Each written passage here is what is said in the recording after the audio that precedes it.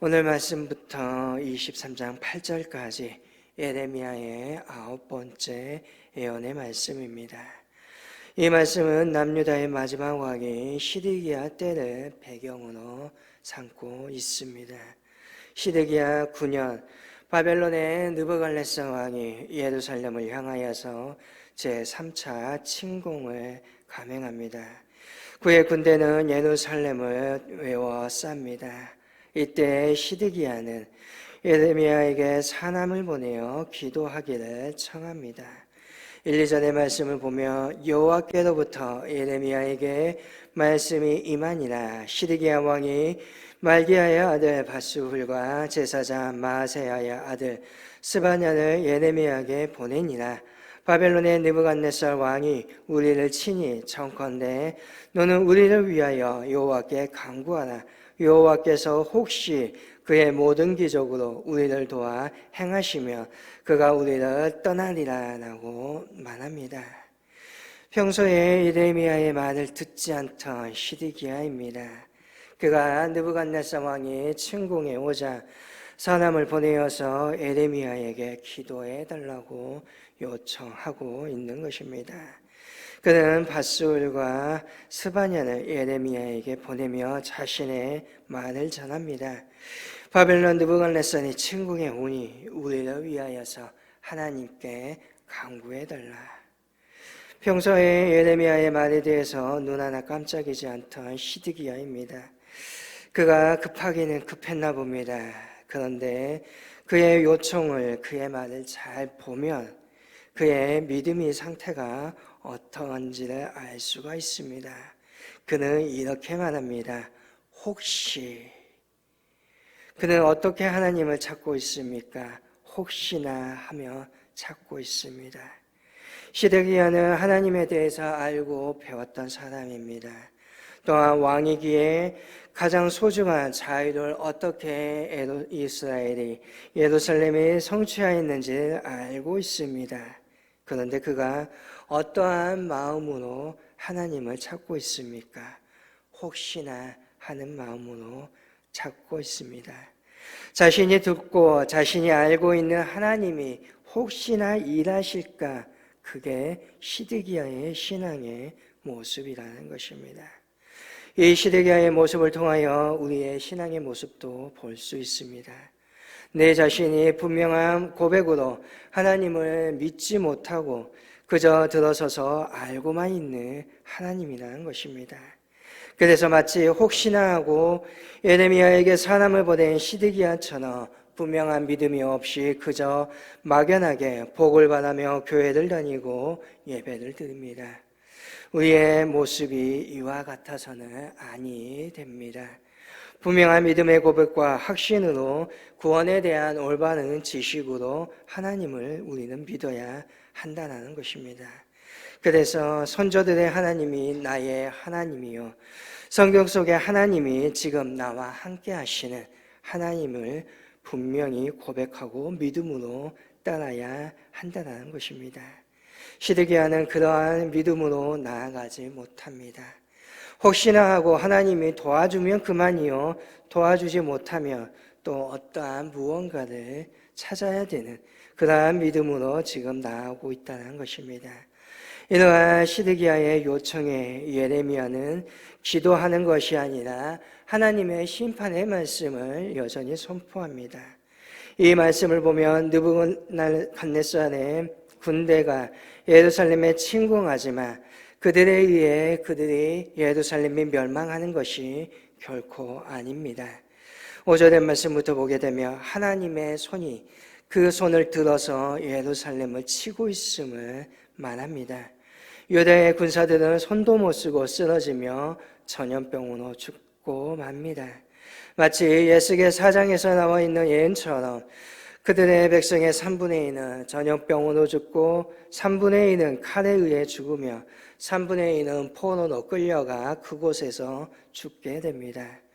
또한 7절을 보면 하나님은 결코 그들을 측은히 여기지 아니하며 긍휼히 여기지 아니하며 불쌍히 여기지 아니한다라고 말씀하십니다. 하나님께서는 기도에 응답해서 위기에서 건져주시는 것이 아니라 오히려 자신의 진노를 쏟으시고 국륜을 거두어 가신다는 것입니다. 국륜이 많으신 하나님께서 왜 이렇게 행하시는 것입니까?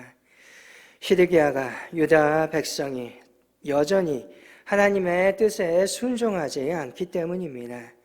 그는 그저 자신의 위기의 순간만을 벗어나고자 할 뿐 하나님의 말씀에 순종하려 하는 마음이 1도 없다는 것입니다. 그는 단지 자신이 원하는 것을 얻기 위한 도구로서 때로는 통로로 하나님을 인식하고 있다는 것입니다. 이는 우리에게도 마찬가지입니다.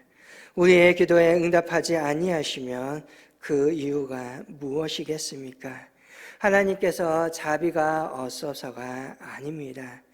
하나님의 손이 짧아서도 아니고 그분이 귀가 둔하셔서도 아닙니다. 오직 우리의 죄악으로 말미암아 하나님과 우리의 사이가 갈라졌고 죄에 우리의 얼굴이 가려서 하나님을 볼 수 없게 만든 것입니다. 그러므로 우리의 삶 속에서 환난을 경험하고 우리의 기도에 대한 하나님의 응답이 없을 때 먼저 우리는 내 자신을 되돌아보아야 합니다. 먼저 나의 죄 때문은 아닌지 하나님의 크신 섭리 가운데서 내가 오늘 이해하지 못하고 순종하지 못하고 있는 것은 아닌지 살펴보아야 합니다. 때로는 환난 속에서 때로는 고난 속에서 이를 허락하신 하나님의 주권과 섭리를 살펴보아야 하는 것입니다.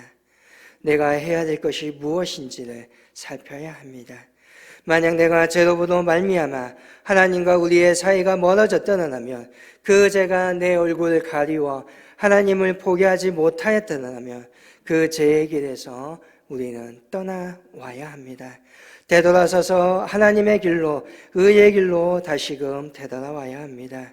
환난 속에서 고난 속에서 다른 누군가를 원망하며 하나님을 불신하며 불의한 분으로 따지지 않아야 합니다. 내 죄로 인하여 만들어진 환난이 나면 고난이 나면 솔직하게 바라볼 수 있어야 합니다. 잘못된 삶을 바로잡고 하나님께서 기뻐하시는 삶으로 돌이키는 지혜가 있어야 하는 것입니다. 이것이 하나님을 믿고 오늘 천국의 소망을 갖고 살아가는 모습입니다. 그래서 그러한 소망을 품는 자에게는 하나님께서는 또 이같이 말씀하십니다. 8절에 여호와께서 말씀하시기를 보라 내가 너희 앞에 생명의 길과 사망의 길을 두었느라 너는 이 백성에게 전하라 하셨느니라.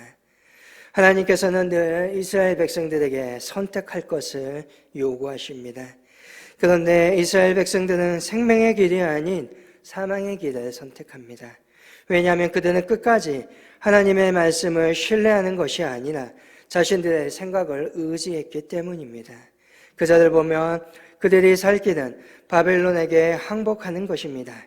그러나 시드기야와 유다 백성은 하나님의 말씀을 외면하고 성전에 계시는 하나님이 계신다라고 우리를 지키실 것이라고 헛된 신념을 따라 어리석은 결정을 내립니다. 그래서 그들은 유다 백성들은 헛된 신념에 오직 종교 행위에만 몰두합니다. 삶 속에서 하나님의 공의 사랑을 전혀 실천하지 않습니다. 불의를 행하면서도 하나님을 믿으며 구원받는 것이다 라고 여깁니다.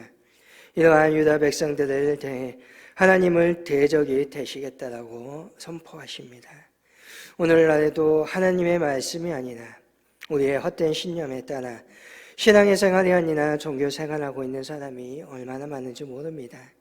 영원하신 하나님 나라의 복에는 전혀 관심이 없이 그저 이 땅에서 성공과 형통할 것을 따르며 우상을 섬기며 하나님은 단지 이를 이루기 위한 하나의 반편으로 생각합니다.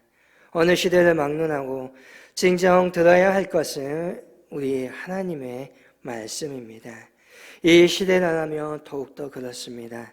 오늘 이 땅의 교회가 허물어져 가는 것은 세상의 한 일이 아닙니다. 교회와 믿는 사람들이 스스로 그 길을 가고 있는 것입니다. 우리가 말씀에서 보듯이 귀를 즐겁게 하고 아첨하는 말을 즐겁게 하는 소리만 듣고자 하기에 사람들은 여전히 사망의 길을 선택하며 그 길을 걸어간다는 것입니다. 그러므로 오늘 우리에게 요구되는 것은 바로 하나님의 말씀을 듣는 귀와 시계를 분별할 줄 아는 영적인 눈입니다. 그러므로 바라기는 하나님께서 오늘 나에게 무엇을 요구하시는지 들을 수 있는 귀가 열릴 수 있기를 바랍니다. 주의 말씀을 통해서 진정 나와 나의 가족에게 또한 우리 교회와 이 나라와 이 민족이 살 길이 무엇인지 바르게 알고 판단할 수 있기를 원합니다. 또한 하나님의 그 뜻에 따라서 순종하며 믿음으로 나아갈 수 있는 저와 여러분이 되시기를 주님의 이름으로 간절히 소망합니다.